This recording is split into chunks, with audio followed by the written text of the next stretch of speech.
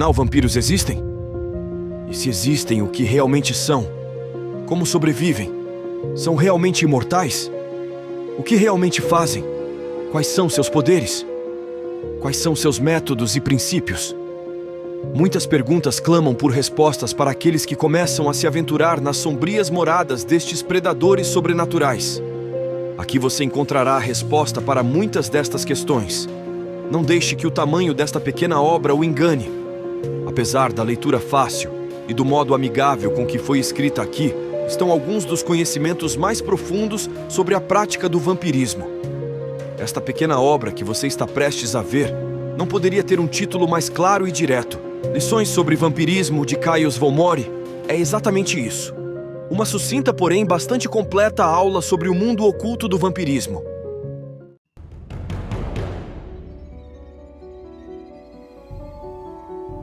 Você já se perguntou sobre a possibilidade de se tornar um vampiro? No nosso próximo vídeo, exploramos um conceito fascinante: Ardeth, o vampiro criado. Vamos desvendar os mistérios por trás desse intrigante fenômeno. Do despertar por vampirismo simpático ao treinamento mágico, revelaremos como qualquer um pode trilhar o caminho dos vampiros, mesmo sem ter nascido um. Acompanhe-nos nesta jornada pelo mundo do vampirismo e descubra se você tem o que é preciso para se tornar um Ardeth.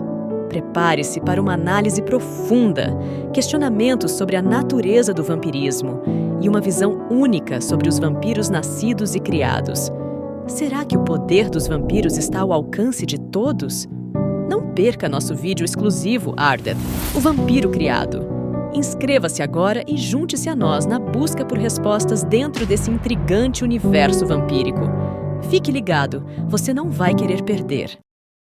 Interessantemente, hoje encontrei um livro chamado Ardeth, the Made Vampire. Confesso que não li tudo, mas li boa parte, até chegar em uma parte que começou a conflitar com minha noção de realidade das coisas, mesmo porque não adianta, eu quero reinventar a roda. Primeiramente, vamos ao termo trazido no livro, de o que significa Ardeth. Não sei porque achei deveras interessante. Michelle Bélanger, a famosa. Quem já procurou sobre vampirismo já deve ter se reparado vez ou outra com escritos seus, como o famoso Vampire Codex. Bem, olha, eu não li muita coisa sobre os escritos dela, mas pelo que entendi, ela é meio que uma autoridade no assunto para muita gente. Ela até fundou a House Keperu, uma espécie de grupo de vampiros nos Estados Unidos com um monte de material super interessante, sabe? Agora vamos explicar o que significa Ardetha. Ardetha pronuncia-se Arideth-a. São vampiros que se tornaram vampiros devido a um tipo de magia chamado vampirismo simpático, por meio de um sistema mágico ou, em casos raros, por alguma epifania. Em situações ainda mais incomuns, Ardetha é a habilidade de transformar outra pessoa, considerada um grande presente ou parte de um ritual raro. Eles também são conhecidos como vampiros criados. Chegamos ao ponto que eu queria abordar, antes de entrar em detalhes sobre o vampirismo. Aqui está a ideia atual que vários grupos estão promovendo. A crença de que você nasce vampiro ou não. Essa hipótese é interessante, mas para realmente entender se é verdadeira ou não, precisamos investigar mais profundamente o que é o vampirismo e a definição real por trás desse conceito. Eu quero explicar melhor o que é o vampirismo, mas isso vai ficar para depois, em um ensaio só sobre o assunto. Por enquanto, vou dar uma explicação rápida do que eu penso sobre o vampirismo. Então, vampirismo seria quando um vampiro tira a energia de um ser vivo para se beneficiar. É meio como uma espécie de roubo de vitalidade. É importante dizer que eu não quero misturar vampirismo com parasitismo, mesmo que exista uma diferença meio sutil entre os dois. Parasitas são como hóspedes indesejados que vivem junto com outros seres e tiram o que precisam para sobreviver, geralmente prejudicando quem os hospeda. Eles são meio que dependentes desses hospedeiros, grudam neles e começam a tirar o que precisam para viver, o que de alguma forma acaba prejudicando pouco a pouco quem os abriga. No parasitismo, a ligação entre o parasita e o hospedeiro é tão forte que, na maioria das vezes, quando o hospedeiro morre, o parasita também morre junto. Eu vejo o vampirismo como uma forma mais refinada ou evoluída do parasitismo. Na minha visão, um vampiro não está apenas conectado a um hospedeiro. Ele pode escolher, se quiser, ficar ligado a uma pessoa da qual tira a maior parte da energia de que precisa. Parasitas são meio que fixos, encontram a vítima, se acomodam e ficam por ali. Já os vampiros não. Eles são predadores. Agem como lobos ou leões, perseguem as vítimas, as pegam, tiram o que precisam, sem necessariamente matá-las. Por isso, eu chamo aqueles que são atacados por vampiros de vítimas ou vampirizados, não de hospedeiros. Dito isso, voltando à ideia de vampirismo, é quando um vampiro tira a energia de um ser vivo para se beneficiar. A ideia que muita gente tem quando começa a pesquisar sobre o assunto é a seguinte: ou você é um vampiro desde que nasce, ou nunca será. Algumas pessoas falam também sobre algo chamado awaken, ou despertar, que é quando um vampiro percebe sua condição, suas habilidades e fraquezas, o momento em que descobre que é um vampiro. Resumindo, é mais ou menos isso. Com todo respeito à comunidade de vampiros nascidos, eu vejo as coisas um pouco diferente. Se voltarmos ao conceito de vampirismo, um vampiro é alguém que tira a energia de outra pessoa para si. Então, vamos às perguntas básicas. Por que alguém faria isso? As respostas mais simples são por necessidade ou porque quer. Por necessidade, podemos dizer que o organismo do vampiro precisa da energia que retira de suas vítimas. Da mesma forma, as vítimas também precisam de energia que retiram de sua comida. Por necessidade, o organismo do vampiro precisa da energia que retira de suas vítimas. No entanto, da mesma forma, as vítimas precisam de energia que retiram de seus alimentos. Portanto, um vampiro precisa ser diferente de sua vítima, e por isso é um predador, pois, obviamente, ele não conseguiria obter energia da mesma maneira que elas. Se conseguisse, não seria diferente de sua vítima. Assim, concordo com a ideia das comunidades vampíricas de que é possível existir vampiros nascidos. Esses seriam seres que, por algum motivo, precisam extrair a energia de outros seres vivos, já que seu método de obtenção é diferente. A maioria dos seres vivos obtém sua energia através da comida. Como diz o ditado, você é o que você come, e parece ser bem verdade. A motivação para eu pensar e escrever sobre isso vem dos processos químicos e outros que transformam a comida que eu como em energia.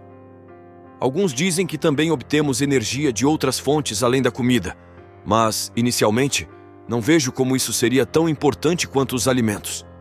Por exemplo, a ideia de que recebemos energia do sol é até plausível, considerando que alguns processos em nosso organismo são ativados pelo contato com o sol, como a síntese de vitamina D.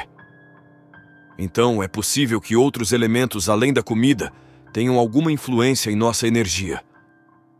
Retomando o raciocínio, o vampiro, por ser diferente dos outros seres vivos, não conseguiria obter sua energia através da comida como fazemos normalmente. Pensando nisso, seja a carne que você mastiga, que já foi um boi, seja o pão que você come, que já foi trigo, ou seja, um ser vivo, ou até mesmo o fermento que fez o pão crescer, originado de um processo bioquímico com fungos, também seres vivos. Isso nos leva à ideia da cadeia alimentar. Um ser vivo se alimenta de outro, formando uma sequência onde cada ser consome a vida do outro. Curiosamente, pensando assim, é necessário que um desses seres na cadeia alimentar não se alimente de outro ser vivo. Caso contrário, a cadeia seria infinita. A única exceção que consigo pensar são as plantas. Elas retiram seus nutrientes do solo, coisas inanimadas, e do sol. Mais uma vez, interessante pensar na energia que vem do sol e de outras fontes além dos alimentos.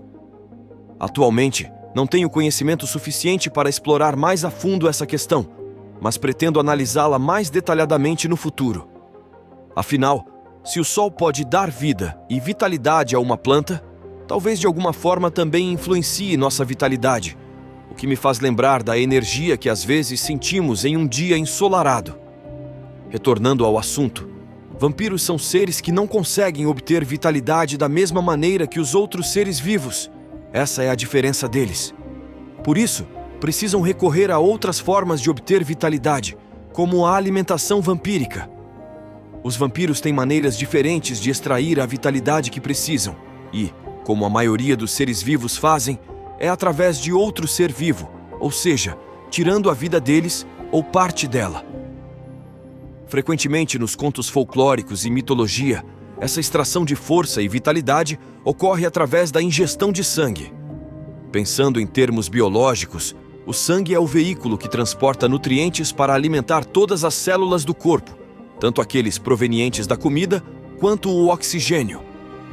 Ao considerar os componentes provenientes da alimentação, percebemos que além das substâncias físicas que consumimos e que se transformam em nossa pele, ossos e órgãos, já que nada se cria, tudo se transforma, o sangue também deve transmitir a vida, ou força vital, que retiramos dos alimentos, ou seja, de outros seres vivos.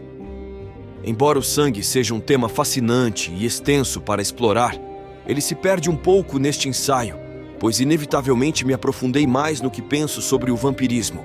De alguma forma, os vampiros teriam outros meios de obter vitalidade dos outros seres vivos, diferente da alimentação como conhecemos, ou seja, comer, ingerir parte de um ser morto. Eles ingeririam a vitalidade de um ser ainda em vida.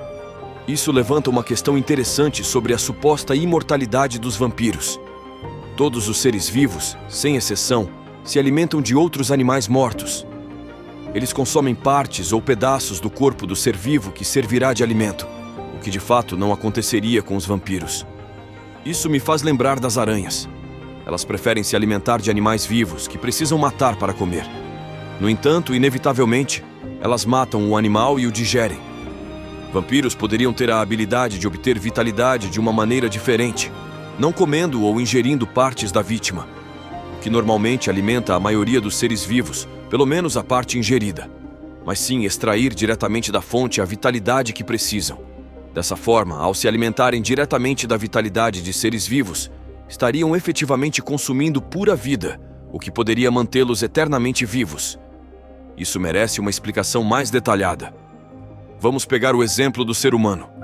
Ele obtém sua vitalidade dos alimentos. Para conseguir retirar a vitalidade de algum alimento, precisa que esse alimento vá para o estômago, onde várias reações acontecem, transformando aquele pedaço do ser ingerido em nutrientes que ajudarão na construção do corpo, células, etc., e também retirando a vitalidade, roubando a energia daquele ser e repassando ao ser humano. Considere que para consumir um ser vivo, o ser humano inevitavelmente acaba por matá-lo. Mesmo ao comer um animal vivo, o próprio processo digestivo, com seus ácidos, mataria o animal para extrair o que é necessário para sobreviver. Assim, a vitalidade e os nutrientes só são extraídos de seres vivos mortos, mesmo que brevemente mortos antes da absorção necessária, mas inevitavelmente mortos.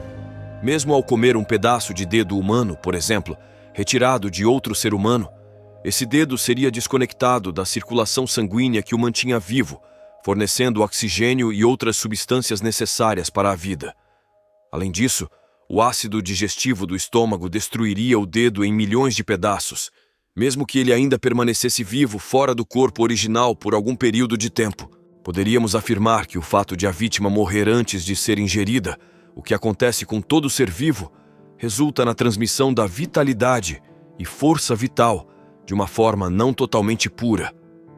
Parece que essa vitalidade alimenta as células e o organismo para continuar vivendo, mas sempre há uma perda, que inevitavelmente, ao longo de tantas perdas, leva ao envelhecimento e, eventualmente, à morte. Ao pensar novamente nos seres vivos que vivem por mais tempo, vemos os vegetais. Eles extraem sua vitalidade de fontes não vivas, o que de alguma forma parece ser mais puro do que o das fontes vivas. No entanto, é importante considerar a forma de seus organismos e o baixo consumo de energia deles. Vampiros têm, portanto, uma maneira de retirar vitalidade na qual a própria vitalidade não interrompe a vida.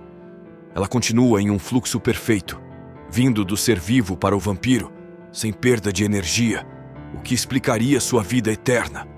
Se um vampiro pode extrair vida diretamente de um ser vivo para si, essa vitalidade continua pulsando nele, como se nunca tivesse morrido, pura, limpa, sem déficits, sem perdas. Quando falamos do sangue como a forma comumente conhecida pela qual os vampiros mantêm-se vivos, presume-se que é dali que eles retiram sua vitalidade.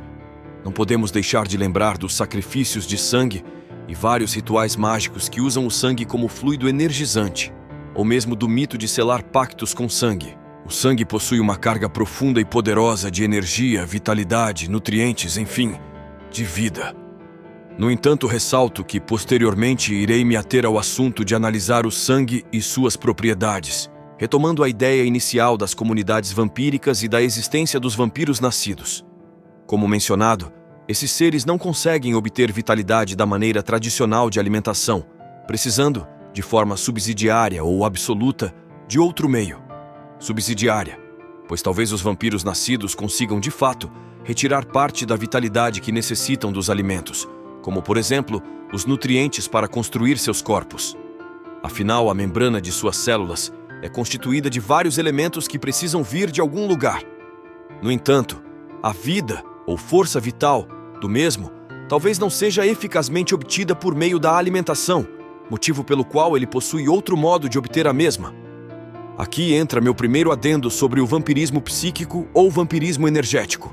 Primeiramente, não vejo necessidade alguma de diferenciar vampirismo psíquico de vampirismo energético ou vampirismo astral, ao menos nesse momento. Vampirismo psíquico seria a tomada da vitalidade diretamente da fonte, da força universal e intangível, de uma energia não física que carrega a centelha de vida, vulgarmente conhecida como força vital, chi, ki ou prana, por meio psíquicos, ou seja, com a mente, ou psi, alma. O mesmo seria o vampirismo energético, ou seja, tomar a energia de outro ser vivo para si, sua vida, sua vitalidade.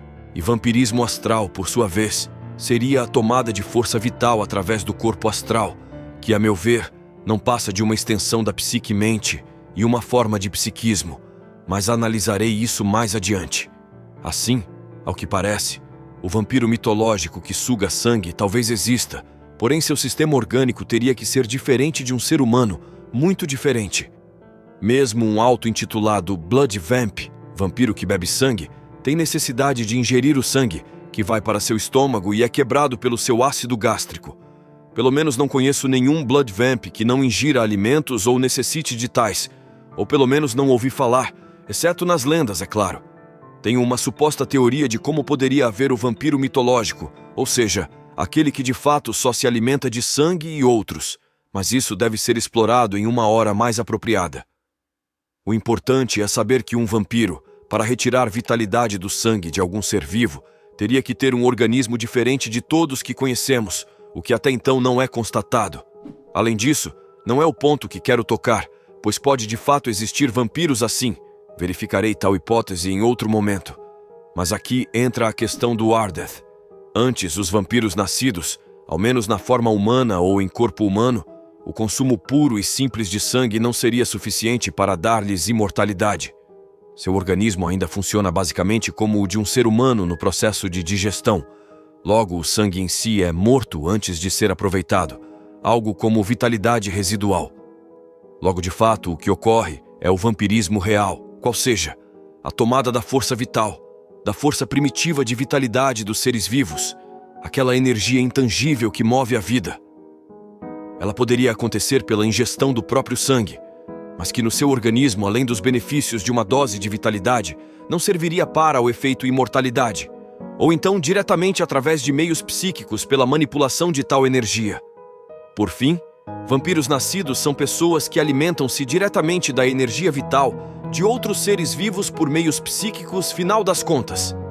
Mesmo na ingestão de sangue, como já explicado, esta por si só não bastaria para dar-lhe vitalidade extra, visto que, se assim o fosse, esse extrairia dos alimentos, uma vez que o processo pelo qual passará será o mesmo dos alimentos. Logo, de alguma forma, mesmo inconsciente, sua mente, ou psi, alma, drenaria a energia, vida, ali contida por outros meios. Dito isto, querendo ou não, vampiros nascidos são vampiros de energia, ou seja, seres que, de uma forma ou de outra, obtêm energia vital de outros seres vivos por meio de sua psique, mente e alma, seja nas variantes de ingerir sangue, sugá-lo diretamente, sexualmente, dentre outros. Então isso explicaria por que os vampiros nascidos têm habilidades psíquicas fora do comum, para os não-vampiros ou simplesmente humanos normais. Essas habilidades são cruciais para a sobrevivência deles, e se chegaram até onde estão, é porque seus corpos e suas mentes estavam usando essas habilidades. Esse ponto é importante para finalmente falarmos sobre o Ardeth. Ardeth seriam vampiros criados, ou seja, seres que naturalmente não nasceram com essa necessidade específica de alimentação, podendo se sustentar de maneiras normais. Aí entra o tal vampiro que mencionei antes. O vampirismo, ou seja, a tomada de força vital de um ser em prol do vampiro, pode acontecer por duas razões: necessidade, vampiros nascidos, ou vontade, Ardeth. Apesar de nada disso estar escrito no livro, e a única coisa realmente interessante que tirei foi esse nomezinho, que não sei de onde tiraram, mas achei legal. A ideia de que uma pessoa pode se tornar um vampiro sem ser por nascimento é intrigante. Conforme o próprio conceito, que até parece plausível, as formas seriam algum tipo de vampirismo simpático, ou seja, adquirir o vampirismo por meio de contágio. Nesse caso, a pessoa até então normal teria contato com um vampiro e que por algum motivo, seja por um ataque ou outro qualquer, seu corpo mudaria e se tornaria semelhante ao de um vampiro, precisando também de outros meios para obter vitalidade, além da alimentação normal, despertando a nova necessidade do recém-vampiro de desenvolver habilidades psíquicas. Uma maneira seria por meio de um sistema de treinamento mágico. Sim, pense comigo. Se um sistema mágico tem como objetivo desenvolver habilidades incríveis em seus usuários, os chamados magos, então seria possível aplicar esses princípios e criar habilidades semelhantes às dos vampiros nascidos. Uma pessoa comum poderia adquirir as mesmas habilidades que um vampiro nascido, mesmo sem a necessidade de ter aquele déficit na sua alimentação básica. Para isso, bastaria treinar tal habilidade, como simplesmente aprender a manipular energia. E posteriormente, através dessa manipulação, drenar a energia de outro ser para si. Afinal, drenagem nada mais é do que um tipo de manipulação, no sentido de transferir energia de um organismo para outro. Portanto, meus caros, Ardeth é uma possibilidade. Você não precisa ter nascido vampiro para se tornar um vampiro. Vampiro é aquele que pratica o vampirismo, seja por necessidade ou vontade, estando o Ardeth neste último. Ardeth é o vampiro criado, pois este desejou assumir essa condição por sua vontade, moldando-se, criando-se para que tal seja possível. É uma espécie de construção. Assim como atletas fazem para construir seus corpos, o Ardeth, ou vampiro criado, deve treinar-se, moldar-se para construir as qualidades vampíricas que deseja. Dessa forma, o vampiro criado parece ter a vantagem de poder usar os poderes vampíricos sem a necessidade de ter nascido com essa questão de alimentação de vitalidade. Chamamos aqui de questão, mas trata-se apenas de uma maneira diferente de obter vitalidade.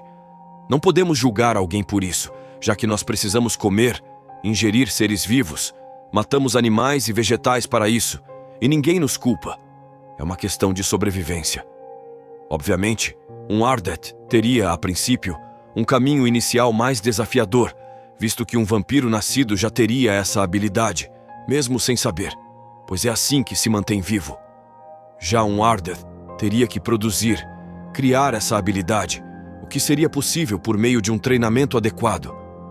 Como todos podem ter mais ou menos aptidão, com o devido esforço todos podem progredir. Talvez não haja muitos Ronaldinhos, mas todos podem jogar bola com muita dedicação. Finalmente é possível se tornar um vampiro mesmo que você não tenha nascido como um ou adquirido a condição por meio de contágio, algo que ainda não sei explicar ou encontrar relatos. Mesmo que você busque se tornar um vampiro por contágio, precisaria ter contato com um vampiro e contar com a sorte para que isso aconteça, o que parece improvável. Afinal, que interesse um vampiro teria nisso? Existem grupos dedicados a essa ideia, como a Temple of Vampire, onde o estado de vampiro ocorre após a comunhão com os deuses não mortos, que aparentemente são vampiros desencarnados que oferecem ajuda em troca de energia. Contudo, é possível se tornar um magista vampiro, ou seja, um mago que pratica disciplinas mágicas ligadas ao vampirismo. Se você ficou curioso sobre o livro, não vou dizer que recomendo sua leitura, mas também não desencorajo. Aqueles que puderem acessar o livro podem descobrir coisas interessantes. No entanto, não gostei da adoção do sistema mágico deles com um foco muito religioso e doutrinário, além da ideia de que para obter poderes vampíricos seria necessário se transformar em algo mais, de maneira até mesmo nazista e preconceituosa. Aliás, essa é uma tendência das correntes vampíricas. Mas enfim... Caros exploradores do desconhecido, vocês estão prontos para uma jornada ainda mais profunda? Após desvendar os mistérios do Ardeth, surge uma teoria que desafia as fronteiras da imortalidade pelo vampirismo. Preparados para adentrar o reino do inexplorado? Antes de qualquer divagação, após um insight peculiar durante uma pausa para café, surgiu uma teoria fascinante sobre a imortalidade vampírica. A questão fundamental: como poderia um vampiro ser verdadeiramente imortal? Da vitalidade residual à quebra da ligação entre corpo e psique, exploraremos caminhos extraordinários para desvendar o segredo da eternidade vampírica. Se você achava que conhecia tudo sobre vampiros, prepare-se para repensar suas crenças.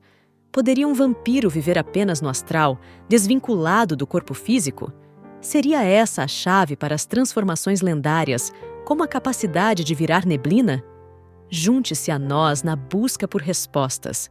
A imortalidade vampírica está prestes a ser desvendada e você não vai querer perder. Clique no botão de inscrição, ative as notificações e compartilhe suas teorias nos comentários. Antes de começar a falar sobre isso, tive uma ideia enquanto tomava café depois de escrever o último texto. É sobre uma ideia maluca que eu chamo de ficar para sempre usando vampiros. Então, como a gente já sabe, todo bicho come outro bicho para se alimentar. O detalhe é que geralmente a gente come bicho que já está morto, ou seja, não está mais vivo. Mas e se a gente pudesse tirar energia de um bicho que ainda está vivo? Pensa comigo, quando a gente suga a energia de um bicho que já morreu, é tipo pegar a sobra de energia, o que sobrou. Mas se a gente sugasse a energia de um bicho que está vivinho da Silva, seria mais poderoso, né? É como se o vampiro tivesse a habilidade de sugar a energia de alguém que ainda está vivo, em vez de pegar o resto de energia de quem já morreu. Acho que é isso que os vampiros querem, tirar a energia de quem ainda está pulsando vida, em vez de algo que já deu o último suspiro. Seria como se o vampiro conseguisse ludibriar as leis naturais do universo, manipulando o fluxo que sustenta a vida de alguém para sustentar a sua própria vida. Dessa forma, ele evita os problemas associados à perda de energia vital que ocorre após a morte de seu hospedeiro. Agora vamos pensar. Como um vampiro poderia alcançar verdadeira imortalidade? Como discutimos anteriormente, tanto os vampiros nascidos quanto os criados não têm essa possibilidade, pelo menos durante sua existência atual. Isso ocorre porque seus corpos ainda precisam dos nutrientes obtidos dos alimentos. E a digestão é uma necessidade constante para a reconstrução do corpo. Apesar disso, teoricamente, é possível que a vitalidade roubada torne o processo de envelhecimento do vampiro muito mais lento do que o de um ser humano normal, já que não há o déficit de força vital após a morte. No entanto, uma teoria que tenho considerado há algum tempo surge. Ainda não tive a oportunidade de analisar a questão do mundo astral mais profundamente, mas, teoricamente, poderíamos dizer que a mente ou psique-alma fora do corpo físico seria chamada de corpo astral. É importante lembrar que, geralmente, o corpo físico e a mente estão profundamente interligados. Onde o corpo está, a mente também está. Quando estamos acordados, nossa mente interage diretamente com nosso corpo. Nossa consciência, nossa psique, está conectada nos nervos do nosso corpo, permitindo movimentos e outras atividades. Em algumas situações, no entanto, nossa psique pode expandir-se além do corpo físico, de forma parcial ou total, resultando em fenômenos como clarividência, projeção astral, entre outros. Não tenho certeza do que acontece quando morremos, mas poderia conjecturar que um vampiro experiente, que dominasse algumas técnicas, poderia induzir seu corpo a um estado de torpor praticamente permanente, vivendo apenas com sua psique, corpo astral, fora do corpo. Dessa forma, ele se alimentaria da energia de outros seres vivos, mantendo-se eternamente. O corpo do vampiro fica meio paradão, mas não envelhece, e ele tira a energia das pessoas para se manter vivo. Parece complicado, né? Mas tem mais. Talvez o vampiro consiga se desprender da ligação entre a mente e o corpo, vivendo só no astral, uma espécie de mundo espiritual. Isso explicaria um monte de coisas, tipo como o vampiro pode virar neblina ou se transformar. A mente dele pode se adaptar e escolher a forma que quiser, podendo ou não mexer com coisas no mundo real, mas com certeza causando impressões nas cabeças das outras pessoas. Bizarro, né? Chamam de energia vital, força vital, Kai, Chi, Prana, energia da vida, Life Force. São muitos nomes para essa essência especial que nos dá vida, essa energia que nos torna diferentes de tudo no universo. Mas como explicar essa força incrível que recebeu tantos nomes? Como entender o que é essa coisa extraordinária? Bem, como vimos antes, todos os seres vivos precisam se alimentar de outros seres vivos. E por quê? Por uma razão simples. Precisamos absorver essa força vital para sobreviver. Temos que nos alimentar da vida de outros seres para sustentar a nossa própria vida. Isso não é crueldade nem algo desumano. Não é antinatural. Afinal, isso já acontecia muito antes de você nascer e vai continuar acontecendo depois que você se for.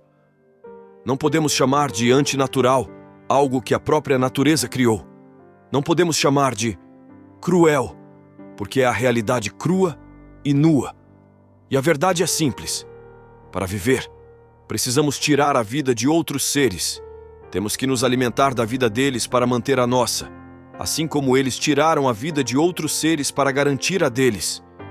Como já mencionado, só alguns animais raros conseguem se alimentar da energia vital vinda de outras fontes, como a luz do sol, como acontece com os vegetais.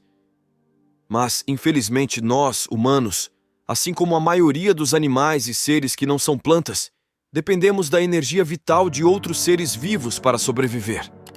Vamos falar agora sobre o processo de se alimentar, focando principalmente nos humanos, mas isso geralmente vale para a maioria dos seres vivos. Antes de mais nada, é importante entender que a alimentação basicamente envolve dois processos. Um dos processos é todo biológico, químico e físico. Isso significa que o alimento que comemos passa por uma transformação na matéria física, virando outras substâncias que o nosso corpo utiliza para se manter funcionando. Basicamente, é como uma máquina de processar comida dentro de nós. O alimento vai para o sistema digestivo, é quebrado pelo ácido do estômago e transformado em coisas como carboidratos, açúcares, vitaminas e outras substâncias que o corpo utiliza para se manter. Quando eu digo se manter, estou falando no sentido físico. O nosso corpo é feito de células, e essas células têm componentes específicos. Como o nosso corpo está sempre se renovando, precisa de materiais de construção para criar novas partes. Esses materiais vêm dos alimentos, que são quebrados em partes menores e transformados em coisas como cabelos, células, unhas e por aí vai. Não vou entrar em muitos detalhes sobre esse processo, porque é algo que a maioria das pessoas já aprendeu no ensino médio ou em alguma aula de biologia. Agora vamos falar sobre o segundo processo de alimentação, que muita gente costuma não perceber. Agora vamos falar sobre como transferimos a vitalidade, ou energia vital, do alimento para nós. Todos nós comemos seres vivos. Esse processo acontece em dois estágios. No primeiro, pegamos o que comemos e transformamos em matéria-prima para os nossos próprios corpos. No segundo estágio, absorvemos a vida daquele ser vivo. Pegamos a centelha de vida que costumava estar nele, que o fazia se mover, para que nós também possamos nos mover. Entender isso não é fácil, mas acredito que, de uma maneira simples e suficiente para começar a praticar e estudar o vampirismo, o estudante tenha pegado o que estou dizendo. Mesmo que pareça repetitivo, é importante mencionar novamente que sempre nos alimentamos de seres vivos, porque a vida só é possível quando tiramos a vida. No entanto, como já expliquei, por alguma razão nosso jeito de comer é muito ineficiente. Precisamos matar o ser vivo para tirar a vida dele e nos alimentar. Quando a gente come um ser vivo, como uma planta ou um animal, é normal que ele enfraqueça e morra, porque tiramos a energia dele. Isso acontece quando comemos, por exemplo, uma fruta ou um pedaço de carne. Mas o que eu quero falar não é exatamente sobre esse processo. É que, quando nós, humanos, comemos, absorvemos a energia de uma maneira básica. Isso acontece quando comemos o alimento, e a vida do que comemos acaba antes mesmo de nos alimentarmos dele. O problema é que esse jeito de tirar energia tem suas falhas. As propriedades da energia vital se perdem um pouco quando comemos seres vivos que já estão mortos. A gente acaba se alimentando da força vital residual, que é uma fração mais fraca dessa energia. Aqui entra uma ideia relacionada ao vampirismo. Vampirismo é quando alguém tira a vitalidade de outra pessoa enquanto ela ainda está viva. A ideia é sugar essa energia de uma forma que não seja só o restinho, mas a essência pura dela. Trapaceamos o universo. Basicamente, roubamos aquela energia que faz alguém viver. Pegamos essa energia e fazemos parecer que ainda está alimentando a mesma pessoa. Conseguimos receber essa força vital sem que ela se perca, sem que a pessoa morra. A energia é transferida para nós, mantendo-se vibrante e cheia de vida, nos dando a mesma vitalidade que costumava dar ao corpo original. O legal é que um vampiro não precisa necessariamente matar a pessoa para conseguir essa vitalidade, mesmo que às vezes isso aconteça. O vampirismo em si não significa matar ou destruir a pessoa que está sendo usada como fonte de comida. Na verdade, seria até meio desagradável fazer isso, porque essa pessoa poderia ser usada como fonte de alimento novamente. Então, já que o vampirismo é mais sobre tirar a força de vida de alguém sem matá-la, o vampiro pode retirar apenas o necessário sem causar danos graves à vítima. Mas é bom entender que, mesmo assim, o vampirismo sempre traz algum tipo de prejuízo para a pessoa que está sendo usada como fonte de energia. Isso é inevitável porque estaremos tirando parte da força e vitalidade da pessoa, o que vai deixá-la mais fraca. Isso pode variar de um enfraquecimento leve a moderado ou até forte, dependendo de quanto tiramos. Então, o vampirismo é um processo no qual o vampiro obtém vitalidade diretamente da vítima, como se estivesse se alimentando da fonte de vida dela. É meio parecido com os humanos se alimentando, mas para nós, é um jeito mais avançado de conseguir a vitalidade essencial para manter o que chamamos de vida. Mas não pense que, Ardeth, você ainda vai precisar se alimentar normalmente, porque nossos corpos são parecidos com os dos humanos e precisamos das mesmas coisas para nos manter. E a única maneira que nossos corpos sabem conseguir essas coisas é pela alimentação tradicional. USO, o termo psique, mas poderia ser chamado também de alma, corpo astral, entre outros nomes. Explicar o que é a psique é difícil em poucas palavras, até porque eu mesmo continuo aprendendo mais sobre isso a cada dia. Podemos simplificar dizendo que nossa psique, ou alma, é o que comumente chamamos de mente. Tentar definir o que é a mente é complicado, mas você sabe bem o que é. Em resumo, nossa psique, que também pode ser chamada de mente ou alma, é o cerne do nosso ser, nossa consciência, a parte não física, mas presente em nós. Na maioria das pessoas e seres vivos, a psique está muito ligada ao corpo físico, pois há uma conexão entre eles. A psique e o corpo físico são coisas diferentes, feitas de materiais diferentes. Existe um ditado antigo que diz que tudo no universo é energia. Se considerarmos isso, podemos pensar no corpo físico como uma forma de energia em estado sólido, enquanto a psique seria algo em estado gasoso, mais sutil que o físico. A psique e o corpo estão conectados, e muitas pessoas confundem uma com a outra. Isso acontece porque, na maioria das vezes, a psique de uma pessoa está limitada ao seu corpo físico. Você deve estar se perguntando, como assim? Vamos simplificar. Para entender melhor a psique, pense no corpo físico como algo sólido e na alma como algo gasoso. O corpo físico é sólido, com formas rígidas e bem definidas, pouco flexíveis e com características fixas em sua própria natureza. Por outro lado, a psique é como um gás, com uma natureza volátil, adaptável, maleável e sempre mudando. A psique é onde está nossa consciência, o que sentimos, o que somos. Sua natureza adaptável é impulsionada pela vontade, permitindo essa flexibilidade. Vontade é simplesmente a força da nossa intenção, é direcionar nossa consciência para algo específico, movê-la em direção a algo concreto. Na maioria dos seres vivos, a psique e a alma são confundidas por um motivo simples. Muitas vezes não percebemos a diferença entre elas. Imagine um ser humano comum. Ele acorda, come, se exercita, dorme E o ciclo se repete e se repete. Esse ser humano muitas vezes não percebe que existe a realidade da alma e a realidade do corpo, pois para ele, essas são uma coisa só. Quando está acordado e fazendo suas atividades no mundo físico, a psique assume a forma do corpo físico, se molda a ele e interage com ele. Utilizo o termo psique, mas poderia ser chamado também de alma, corpo astral, entre outros nomes. Explicar o que é a psique é difícil em poucas palavras, até porque eu mesmo continuo aprendendo mais sobre isso a cada dia. Podemos simplificar dizendo que nossa psique, ou alma, é o que comumente chamamos de mente. Tentar definir o que é a mente é complicado, mas você sabe bem o que é. Em resumo, nossa psique, que também pode ser chamada de mente ou alma, é o cerne do nosso ser, nossa consciência, a parte não física, mas presente em nós. Na maioria das pessoas e seres vivos, a psique está muito ligada ao corpo físico, pois há uma conexão entre eles. A psique e o corpo físico são coisas diferentes, feitas de materiais diferentes. Existe um ditado antigo que diz que tudo no universo é energia.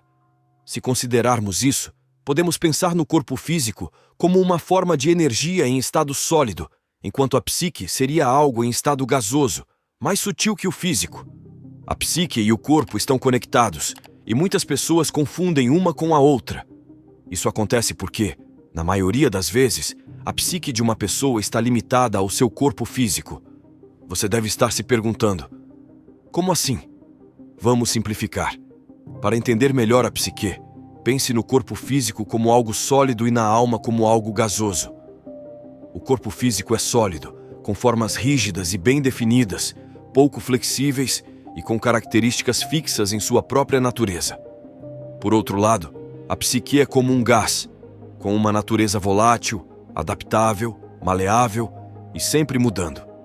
A psique é onde está nossa consciência, o que sentimos, o que somos.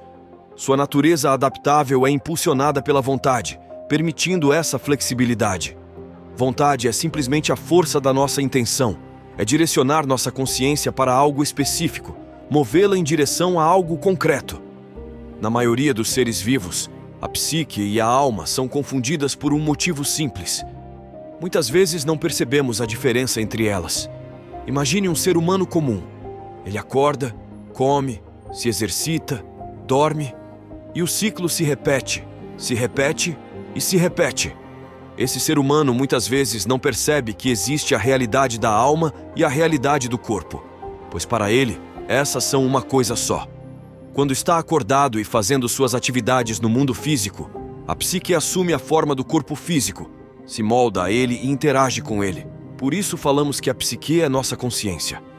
Onde a consciência de uma pessoa comum está? No próprio corpo e em mais nada. Para essa pessoa, o corpo é a única coisa que importa, e por isso sua psique fica presa à forma do corpo físico e ao espaço que ele ocupa.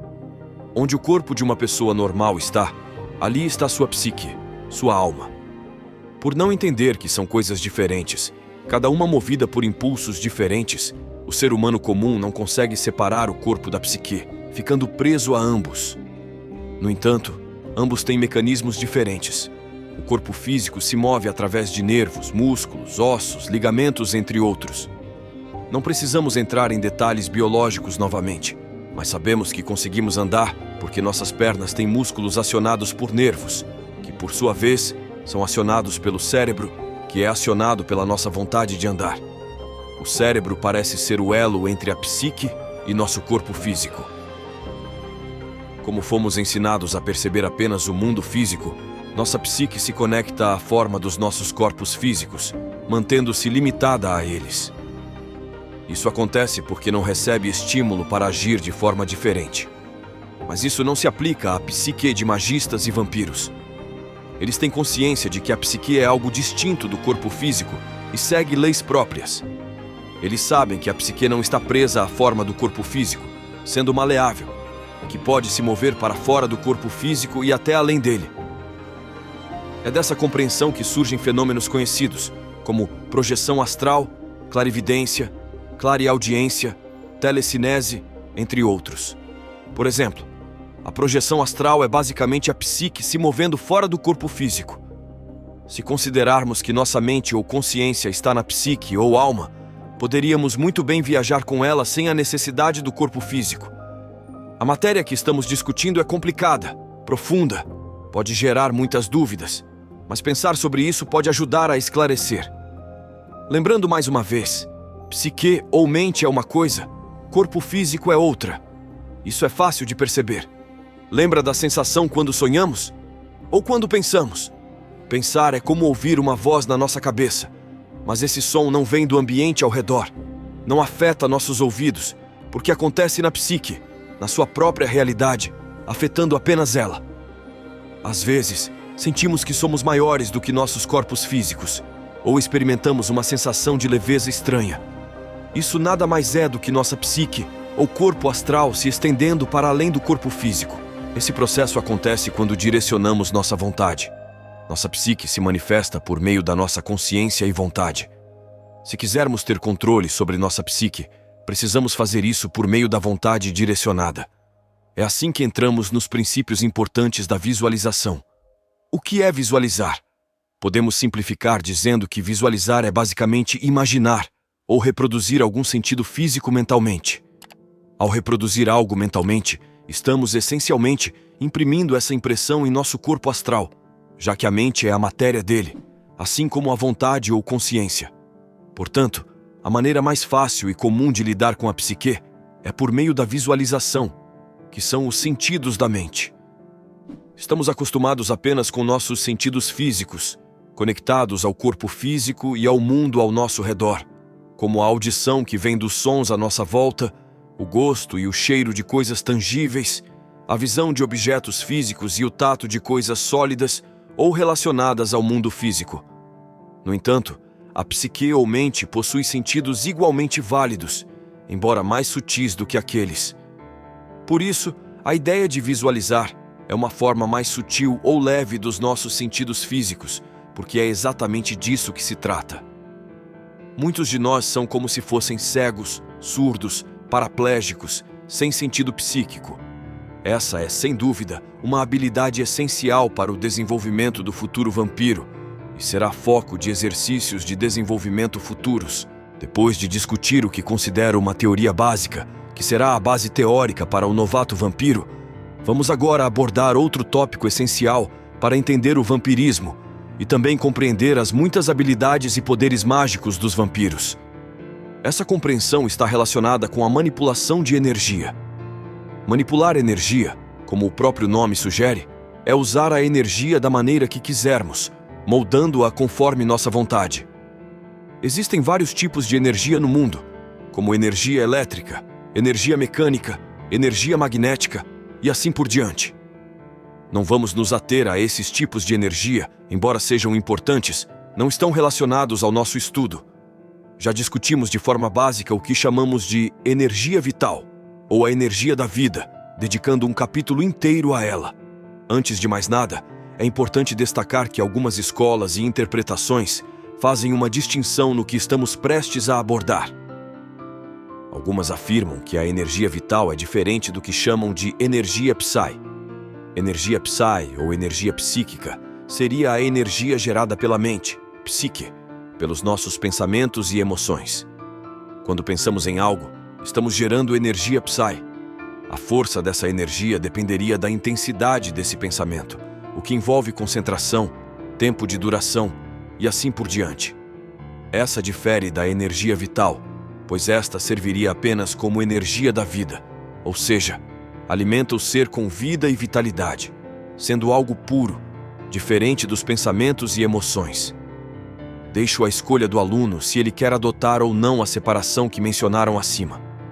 Até agora, na minha visão, ambos podem não ser exatamente a mesma coisa, mas não há necessidade de se perder em divagações para distingui-los, porque um inevitavelmente influencia o outro. Quando pensamos ou sentimos, estamos dando vida a sentimentos e pensamentos, o que inevitavelmente fortalece algo psíquico, consumindo alguma forma de vitalidade de nós. Tanto é que quanto mais atenção ou quanto mais tempo de nossas vidas gastamos pensando em algo, ou seja, gastando nossa vitalidade para trazer algo para nossa psique, mais forte essa coisa parece ser. Além disso, há uma correlação importante. Ao manipular energia, você realmente sentirá um esgotamento, uma espécie de cansaço. Você estará usando energia vital e sentirá cansaço, como se tivesse feito exercício físico. Claro, depende do nível de empenho, assim como naquele. Então não vejo necessidade de separar uma da outra, podendo ou não ser coisas diferentes, mas seus efeitos são relacionados. No entanto, se o aluno achar necessário diferenciar uma da outra, fique à vontade. Dito isso, vamos explicar o que é manipulação de energia. Falamos sobre a psique e que ela é composta de um material mais refinado que o físico, algo como um estado gasoso, em comparação ao estado sólido do mundo físico. A psique, ou o mundo da mente, é feita de impressões, de sentidos, assim como o mundo físico. Não se engane, o mundo físico é o que é apenas por meio do que você vê, sente, cheira e ouve. Para você, ele é nada mais do que o reflexo dos seus sentidos. É por isso que o mundo físico para alguém cego é percebido apenas pelo tato, audição, cheiro e gosto. Para essa pessoa não há a cor preta do monitor ou o carro vermelho, embora o carro esteja lá e seja vermelho. O mundo físico é diferente para ela, com impressões auditivas muito superiores às suas, ouvindo sons e sonoridades que talvez você nem perceba. Portanto, é importante entender que o que pensamos ser real é, na verdade, a interação dos nossos sentidos com o meio. A realidade é um reflexo dos nossos sentidos, tanto no físico quanto no psíquico. Dessa forma, levando em conta o que foi explicado, a manipulação de energia nada mais é do que usar os sentidos da psique para mexer com as energias sutis dessa dimensão. Da mesma forma que no mundo físico, para dar forma a algo precisamos movimentar nossos músculos, como ao moldar uma bola de argila, no mundo psíquico, para manipular suas energias, precisamos usar os modos da psique, ou seja, a vontade e a visualização. A visualização é importante porque, como mencionado, são os sentidos da mente, e os sentidos são um reflexo da realidade. Se você consegue sentir algo gelado em sua mente, esse frio é real para você, mesmo que não seja para outras pessoas. O importante é que é real para você e produz efeitos em você. O mesmo vale para a manipulação de energia. Manipular energia é dar forma à sua vontade, canalizá-la através da vontade e da imaginação para que essa energia realize o que você deseja. Quando você gasta tempo pensando em algo, você acaba doando uma parte ínfima da sua energia para esse algo. É uma quantidade tão pequena que não fará diferença significativa, mas, de certa forma, você está contribuindo com uma parcela ínfima da sua vida para dar uma existência mínima a algo. Lembrem-se, é necessário vida para gerar vida?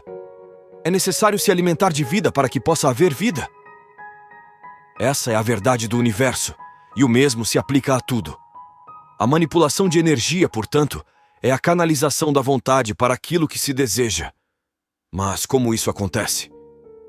Vamos dar um exemplo básico e explicar para dar uma visão geral do processo.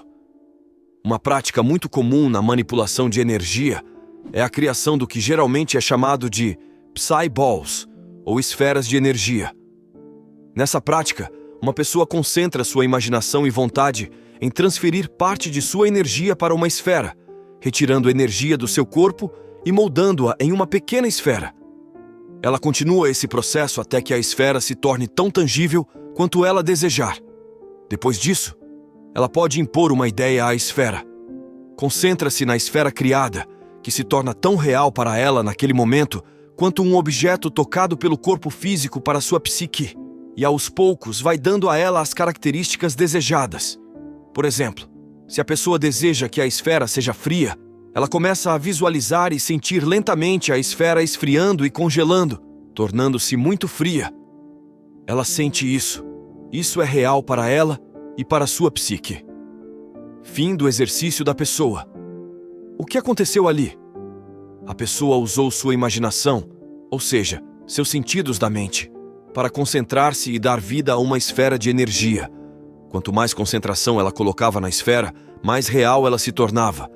Ela alimentou a esfera com parte de sua vitalidade, dando-lhe literalmente vida, trazendo-a ao mundo da realidade.